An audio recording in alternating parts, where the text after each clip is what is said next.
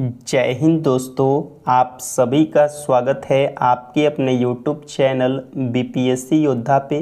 दोस्तों, आज की इस वीडियो में हम डिस्कस करेंगे इंडियन पॉलिटी का मोस्ट इम्पॉर्टेंट टॉपिक, जो कि इस टॉपिक से आपके एग्ज़ाम में 2 से 3 प्रश्न पूछे ही जाते हैं, चाहे वह कोई भी एग्ज़ाम हो। और ये इंडियन पॉलिटी का टॉपिक है अनुच्छेद, और इस वीडियो में हम सभी अनुच्छेदों को नहीं देखने वाले हैं। हम वही अनुच्छेद को देखेंगे जो आपके एग्ज़ाम में पूछे गए हैं या पूछने की संभावना है। तो दोस्तों, आप वीडियो के लास्ट तक ज़रूर बने रहें। और दोस्तों, वीडियो पसंद आए तो वीडियो को लाइक करें, और चैनल पे अगर आप पहली बार आए हैं तो चैनल को ज़रूर सब्सक्राइब करें। जो कि दोस्तों, चलिए हम स्टार्ट करते हैं। जो कि आपका पहला जो आर्टिकल है वो आपका है आर्टिकल नंबर 1, यानी कि अनुच्छेद पहला। अनुच्छेद पहला में क्या कहा गया है कि इंडिया अर्थात भारत राज्यों का संघ होगा। क्या है? जो भारत है यानी कि इंडिया है, ये राज्यों का संघ होगा। संघ और राज्य क्षेत्र, ये बातें दोस्तों आर्टिकल 1 यानी कि अनुच्छेद 1 में कहा गया है।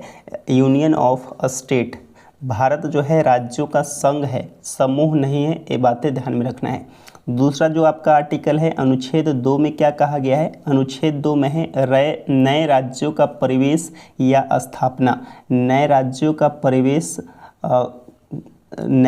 का परिवेश या स्थापना, ये आपके अनुच्छेद 2 में कहा गया है। यानी कि नए राज्यों को भारत में जो प्रवेश किया जाए, यानी कि उसको शामिल किया जाए, उसकी स्थापना किया जाए, ये बातें दोस्तों आर्टिकल नंबर 2 में कहा गया है। आर्टिकल नंबर 9 यानी कि अनुच्छेद 9 में क्या कहा गया है कि दूसरे देशों की नागरिकता ग्रहण करने पर भारत की नागरिकता जो है क्या हो जाती है? समाप्त हो जाती है। ये बातें दोस्तों आर्टिकल 9 में कहा गया है। अगर आप किसी अन्य देशों की नागरिकता को ग्रहण करते हैं तो भारत की नागरिकता समाप्त हो जाएगी। ये दोस्तों आर्टिकल 9 के अंतर्गत है। अगला दोस्तों है आपका आर्टिकल नंबर 14। इसके अंतर्गत क्या है? विधि के समक्ष समानता, यानी कि कानून के समक्ष सभी लोग समान हैं, चाहे वह राष्ट्रपति हो, चाहे वह प्रधानमंत्री हो, चाहे वह आम नागरिक हो, सभी विधि के समक्ष समान हैं। अगला आपका आर्टिकल नंबर 15 है। आर्टिकल नंबर 15 के अंतर्गत क्या कहा गया है कि धर्म, मूलवंश, जाति, लिंग, जन्म स्थान के आधार पर विभेद का निषेध, यानी कि धर्म, मूलवंश, जाति, लिंग, जन्म स्थान के आधार पर किसी प्रकार का कोई भेदभाव नहीं किया जाएगा। ये दोस्तों आर्टिकल 15 के अंतर्गत है। आर्टिकल 16 है। आर्टिकल 16 के अंतर्गत क्या है? अवसर की समानता, यानी कि सभी को अवसर की समानता है, यानी कि सभी को क्या है कि सभी को समान अवसर की समानता है। ये आर्टिकल 16 के अंतर्गत है। इसके बाद दोस्तों अगला जो है आपका आर्टिकल 17 है। क्या है? आर्टिकल 17 क्या है? अस्पृश्यता का अंत, यानी कि जो आपका अनटचबिलिटी जो होता है, यानी कि छुआछूत होता है, उसको जो है अंत किया गया है, यानी कि आर्टिकल 70 के अंतर्गत। अगला आपका आर्टिकल 18 उपाधियों का अंत, जो राजा महाराजाओं की उपाधियां होती थी उसे समाप्त कर दिया गया है आर्टिकल 18 के अंतर्गत, यानी कि कोई उपाधि नहीं लगा सकते हैं। इसके अंतर्गत कुछ अपवाद रखे जाते हैं, जैसे सेना वगैरह हो गया, उनके जो हैं टाइटल लगे होते हैं, डॉक्टर हो गए, इंजीनियर हो गए। अगला दोस्तों आपका जो है आर्टिकल नंबर 19 है, मोस्ट इम्पॉर्टेंट है आर्टिकल नंबर 19, यानी कि अनुच्छेद 19 के अंतर्गत स्वतंत्रता का अधिकार है। क्या है? स्वतंत्रता का अधिकार। पहला अधिकार जो है वाक्य और अभिव्यक्ति की स्वतंत्रता, यानी कि कहीं भी वह बोल सकते हैं, अपनी बातों को रख सकते हैं। शांतिपूर्ण और बिना हथियार के सभा करने का जो है उनका अधिकार है। संघ या यूनियन बनाने का अधिकार है। इसके बाद राज्यों के राज्य क्षेत्र में स्वतंत्रता रूप से जो है घूमने की अधिकार है, यानी कि वह पूरे भारत में कहीं भी वह जाकर घूम सकते हैं, रह सकते हैं, यानी कि वह निवास भी कर सकते हैं। ये बातें दोस्तों किस आर्टिकल के अंतर्गत है? तो आर्टिकल 19 के अंतर्गत है। इसके अलावा दोस्तों वह कोई भी पेशा, व्यवसाय, व्यापार या कारोबार करने का अधिकार है। ये सारे बातें दोस्तों आर्टिकल 19 के अंतर्गत किया गया है। और दोस्तों बता दूं कि ये सारे आर्टिकल जो है ये मोस्ट इम्पॉर्टेंट आर्टिकल है, यानी कि दोस्तों ये आपके एग्जाम में आए हुए हैं। अगला आपका आर्टिकल नंबर 20 है, यानी कि अनुच्छेद 20 के अंतर्गत क्या कहा गया है? अनुच्छेद 20 के अंतर्गत जो है वो आपका है अपराध अपराधों के लिए दोष सिद्ध के संबंध में संरक्षण या पूर्णव्यापी दोहरे दंड आत्म दोषारोपण, यानी कि अपराधों के लिए अगर आप दोष सिद्ध करवाना चाहते हैं तो आप वकील वगैरह रख सकते हैं। इसके अलावा दोस्तों आपको बोल सकते हैं कि एक अपराध के लिए आपको एक ही सज़ा दिए जाएंगे। ये दोस्तों किस में कहा गया है, तो आर्टिकल 20 के अंतर्गत है। अगला दोस्तों आपका आर्टिकल नंबर 21 है, अनुच्छेद 21। अनुच्छेद 21 के अंतर्गत क्या है, प्राण एवं दैहिक स्वतंत्रता। इसके अलावा यातन, बिना अनुमति जांच करना, बिना कारण जेल डालना, यानी कि ये दोस्तों नहीं कर सकता है कि बिना अनुमति यानी कि बिना वारंट के आपको जो है क्या किया जाए, आपको बोल सकते हैं कि बिना वारंट के आपको जेल में या कोई गिरफ्तार नहीं कर सकता है। बिना अनुमति के आपकी जांच नहीं की जाएगी, ये गोपनीयता रखी जाती है। अगला आपका जो है आर्टिकल नंबर 22 है। क्या है आर्टिकल नंबर 22? क्या है कि कुछ दशाओं में गिरफ्तारी और निरोध का संरक्षण है, यानी कि व्यक्तियों को मनमाने ढंग से गिरफ्तार और हिरासत की सुरक्षा प्रदान करता है, जो कि ये बातें आर्टिकल 22 के अंतर्गत है। अगला आपका आर्टिकल नंबर 23 क्या कहा गया है कि शोषण के विरुद्ध अधिकार है, यानी कि कोई आपको शोषण नहीं कर सकता है। शोषण के विरुद्ध क्या है, आपका अधिकार है। अगर आपकी किसी प्रकार का शोषण होता है तो आप उसका बोल सकते हैं कि आप कोर्ट जा सकते हैं। अगला जो है आपका आर्टिकल नंबर 24 है। क्या है आर्टिकल नंबर 24? मोस्ट इंपॉर्टेंट है। आर्टिकल नंबर 24 के अंतर्गत क्या है, बलात् श्रम पर रोक, यानी कि जो बाल श्रम होते हैं, जो 18 वर्ष के कम बच्चे होते हैं, उसको जो कामों में लगाया जाता है, उसके रोक के लिए दोस्तों आर्टिकल 19 के अंतर्गत नियम बनाए गए हैं, यानी कि बलात् श्रम पर रोक। ये दोस्तों किसके अंतर्गत है, तो आर्टिकल 24 के अंतर्गत है। अगला दोस्तों आर्टिकल नंबर 25 है। क्या है आर्टिकल नंबर 25 है, ये भी मोस्ट इंपॉर्टेंट है। आर्टिकल नंबर 25, आर्टिकल नंबर 25 के अंतर्गत क्या कहा गया है कि अंतःकरण की स्वतंत्रता, धर्म की स्वतंत्रता रूप से मानना, आचरण करने और प्रचार प्रसार करने का अधिकार है, यानी कि अपना धर्म को आप प्रचार प्रसार कर सकते हैं। इसके अलावा दोस्तों जो सिख लोग जो कृपाण ग्रहण करते हैं, कृपाण अपने साथ रखते हैं, ये आर्टिकल 25 के अंतर्गत ही रखते हैं।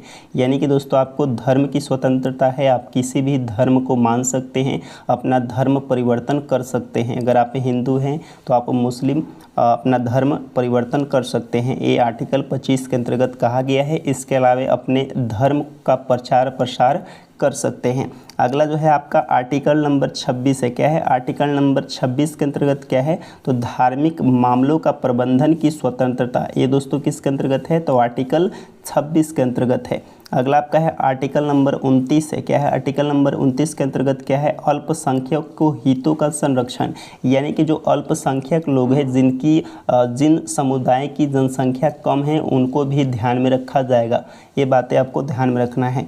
ये दोस्तों किस में है, तो आर्टिकल 29 के अंतर्गत है। आर्टिकल 30, आर्टिकल 30 के अंतर्गत क्या है, तो अल्पसंख्यकों को शैक्षणिक संस्था खोलने की आज़ादी है, यानी कि जो अल्पसंख्यक वर्ग के लोग हैं, बोल सकते हैं कि जो इसकी जनसंख्या पॉपुलेशन कम है, वो क्या कर सकते हैं कि अपना शैक्षणिक संस्था खोलने की आज़ादी है, यानी कि वो अपने लिए जो है शैक्षणिक संस्था खोल सकती है, जैसे मुस्लिम मदरसा बोर्ड खोलती है।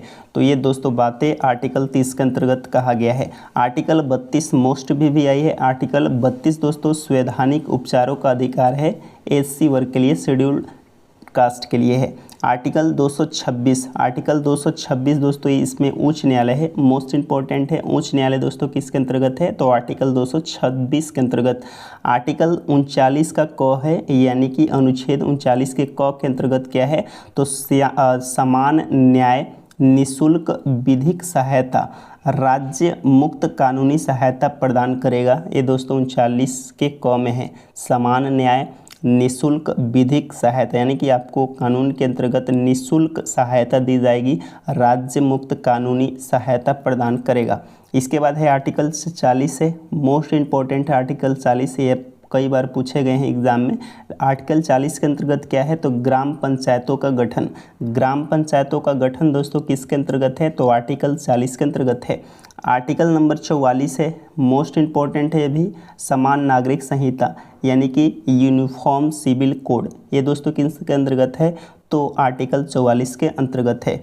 फर्स्ट दोस्तों आपका यूनिफॉर्म सिविल जो कोड है ये लागू हुआ गोवा, फिर आपका हुआ सेकेंड में उत्तराखंड में।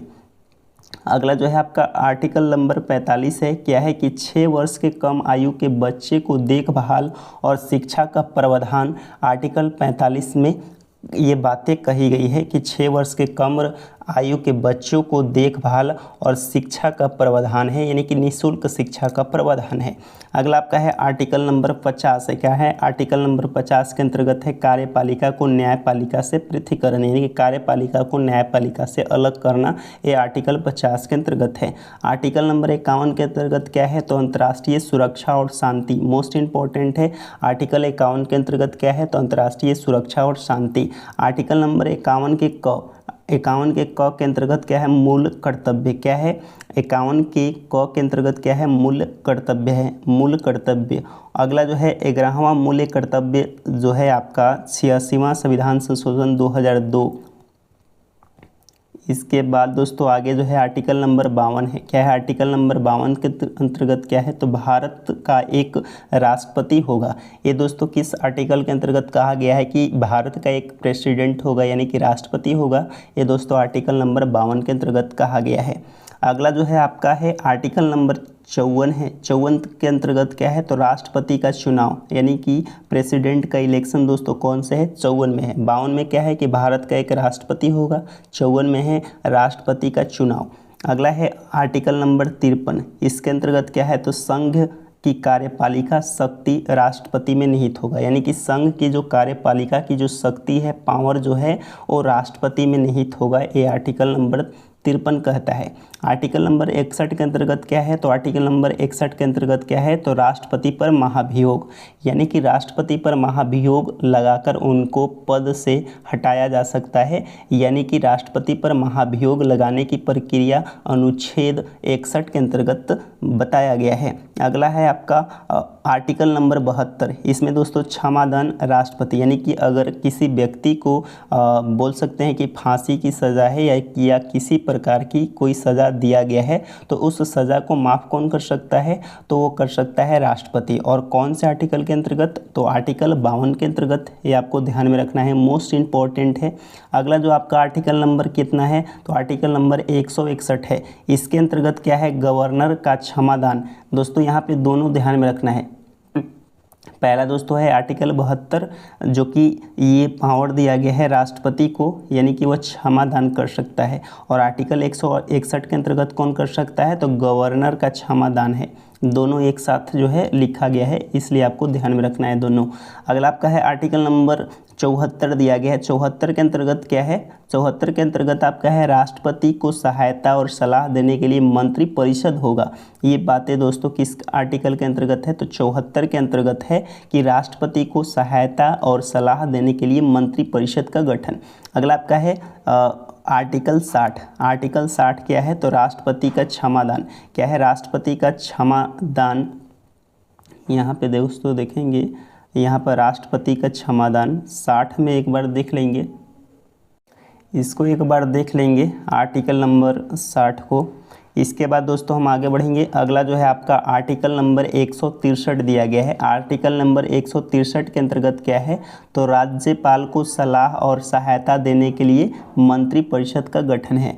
अगला आपका है आर्टिकल नंबर 75 क्या है, तो प्रधानमंत्री और अन्य मंत्री की नियुक्ति, यानी कि प्रधानमंत्री की नियुक्ति और अन्य मंत्रियों की नियुक्ति, ये दोस्तों आर्टिकल 75 में बताया गया है। आर्टिकल 164 जो कि मुख्यमंत्री और अन्य मंत्रियों की नियुक्ति है, आपको ध्यान में रखना है। प्रधानमंत्री की नियुक्ति 75 और मुख्यमंत्री की नियुक्ति 164। अगला आपका है आर्टिकल 76 जो कि एक भारत का महान्यायवादी होगा, अटॉर्नी जनरल होगा। ये दोस्तों किसके अंतर्गत कहा गया है, तो आर्टिकल 76 के अंतर्गत भारत का एक महान्यायवादी होगा। अगला आपका आर्टिकल नंबर 165, इसके अंतर्गत दोस्तों महाधिवक्ता क्या हो जाएगा, महाधिवक्ता हो जाएगा आर्टिकल 165। अगला आपका है आर्टिकल 78। आर्टिकल 78 के अंतर्गत दोस्तों प्रधानमंत्री का कर्तव्य और सीएम का कर्तव्य दोस्तों 167 में है। प्रधानमंत्री का कर्तव्य आर्टिकल 78 में और चीफ मिनिस्टर मुख्यमंत्री का कर्तव्य दोस्तों 167 में है। आर्टिकल 79, आर्टिकल 79 के अंतर्गत दोस्तों आपका है संसद का गठन है। किसका है? संसद का गठन है। और आर्टिकल 80 के अंतर्गत राज्यसभा का है और आर्टिकल 81 के अंतर्गत क्या है? लोकसभा का है। इसको दोस्तों हम कैसे याद करेंगे? तो आपको एक वर्ड याद रखना है, सरला। क्या याद रखना है? सरला। स से हो जाएगा संसद, क्या हो जाएगा? स से हो जाएगा संसद, र से हो जाएगा राज्यसभा और ल से हो जाएगा आपका लोकसभा। सरला याद रखना है। 79 दोस्तों क्या हो जाएगा? आपका संसद का गठन हो जाएगा। इसके बाद राज्यसभा का गठन दोस्तों हो जाएगा 80 और लोकसभा का गठन हो जाएगा 81। 79, 80, 81 जो कि आप देख पा रहे होंगे। 79 में दोस्तों संसद का गठन है, 80 में राज्यसभा का गठन और 81 में लोकसभा। इसके बाद दोस्तों आपका जो बीच में आर्टिकल दिया गया है, आर्टिकल नंबर 168, इसमें दोस्तों विधानमंडल के बारे में बताया गया है। और आर्टिकल 171 के अंतर्गत विधान परिषद। और विधान परिषद दोस्तों टोटल कितने राज्यों में है? पहला आपका बिहार है, दूसरा उत्तर प्रदेश, तीसरा महाराष्ट्र है, चौथा कर्नाटका है, पांचवा जो है आपका आंध्र प्रदेश और छठा तेलंगाना है। इसको भी याद करने का ट्रिक मैं आपको बता दे रहा हूँ। इसको कैसे याद रखेंगे? विधान परिषद को आपको याद रखना है कुम जाट। क्या याद रखना है? कुम जाट, KUN, जाट नहीं याद रखना है, बेट याद रखना है, कुम बैट। अब दोस्तों हम इसको याद रखेंगे। के से हो जाएगा कर्नाटका, U से हो जाएगा उत्तर प्रदेश, U से हो जाएगा, M से हो जाएगा महाराष्ट्र, B से हो जाएगा बिहार, A से हो जाएगा आपका ए से हो जाएगा आंध्र प्रदेश और टी से हो जाएगा तेलंगाना। आगे बढ़ेंगे। अगला आपका आर्टिकल नंबर 170 है। आर्टिकल नंबर 170 के अंतर्गत क्या है? विधानसभा। क्या है? विधानसभा हो जाएगा। इसके बाद दोस्तों आर्टिकल नंबर 85 है। ये दोस्तों इसके अंतर्गत क्या है? तो संसद के सत्र, इसके अलावा सत्रवासन एवं विघटन राष्ट्रपति का, ये दोस्तों संसद के सत्र 85 के अंतर्गत कहा गया है। आर्टिकल नंबर 93 क्या है? लोकसभा का अध्यक्ष। लोकसभा का अध्यक्ष दोस्तों ये आर्टिकल 93 में कहा गया है। अगला आपका है आर्टिकल नंबर 108। इसके अंतर्गत क्या है? तो कुछ दशाओं में संयुक्त अधिवेशन। आर्टिकल नंबर 110, इसमें दोस्तों आपका धन विधेयक है यानी कि मनी बिल है आपके आर्टिकल नंबर 110 के अंतर्गत। अगला आपका आर्टिकल नंबर 112। 112 के अंतर्गत क्या है? वार्षिक वित्तीय विवरण। वार्षिक वित्तीय विवरण दोस्तों ये आपके आर्टिकल 112 के अंतर्गत है। और आर्टिकल 117 के अंतर्गत क्या है? वित्त विधेयक है यानी कि फाइनेंस बिल है। मनी बिल दोस्तों 110 में है, फाइनेंस बिल जो है 117 में है। आर्टिकल 123 के अंतर्गत क्या है? तो राष्ट्रपति की अध्यादेश जारी करने की शक्ति, ये दोस्तों आर्टिकल 123 के अंतर्गत है। आर्टिकल 213 के अंतर्गत क्या है? तो राज्यपाल को अध्यादेश जारी करने की शक्ति। राष्ट्रपति को अध्यादेश जारी करने की शक्ति कितना है? 123 है। और राज्यपाल की अध्यादेश जारी करने की शक्ति कितना है? तो ये आपका 213 है। कितना है? 213। अगला आपका आर्टिकल नंबर 124। इसमें दोस्तों सुप्रीम कोर्ट का गठन की बात किया गया है। सुप्रीम कोर्ट का गठन की बात 124 के अंतर्गत किया गया है। इसके अलावा दोस्तों आर्टिकल 137 के अंतर्गत क्या है? तो सुप्रीम कोर्ट की पुनर्वलोकन की शक्ति, ये दोस्तों आर्टिकल 137 में है। आगे है आपका आर्टिकल नंबर 131 के अंतर्गत एससी का क्षेत्राधिकार है। एससी का क्षेत्राधिकार आर्टिकल 131 के अंतर्गत है।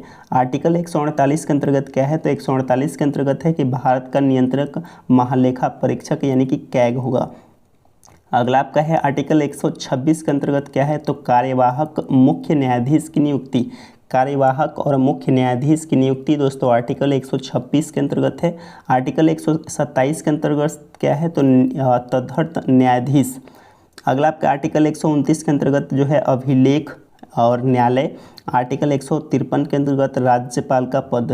राज्यपाल का पद दोस्तों आर्टिकल 153 के अंतर्गत है। और राज्यपाल की क्षमादान की शक्ति जो है ये आपका आर्टिकल 61 के अंतर्गत है। क्या है? आर्टिकल 161 के अंतर्गत है। और हमने बताया था, क्या बताया था कि प्रेसिडेंट यानी कि राष्ट्रपति को क्षमादान देने की शक्ति दोस्तों ये अनुच्छेद 72 के अंतर्गत बताया गया है। आगे बढ़ेंगे। अगला आपका है आर्टिकल 167। क्या है? आर्टिकल 167 के अंतर्गत क्या है? तो मुख्यमंत्री का कर्तव्य। इसके बाद आर्टिकल 155 के अंतर्गत क्या है? तो राज्यपाल की नियुक्ति है। आर्टिकल 165 के अंतर्गत राज्य का महाधिवक्ता। आर्टिकल 201 के अंतर्गत दोस्तों राष्ट्रपति के विचार के लिए आरक्षित है। आर्टिकल 214 के अंतर्गत राज्यों के लिए उच्च न्यायालय होगा, ये बातें आर्टिकल 214 के अंतर्गत है।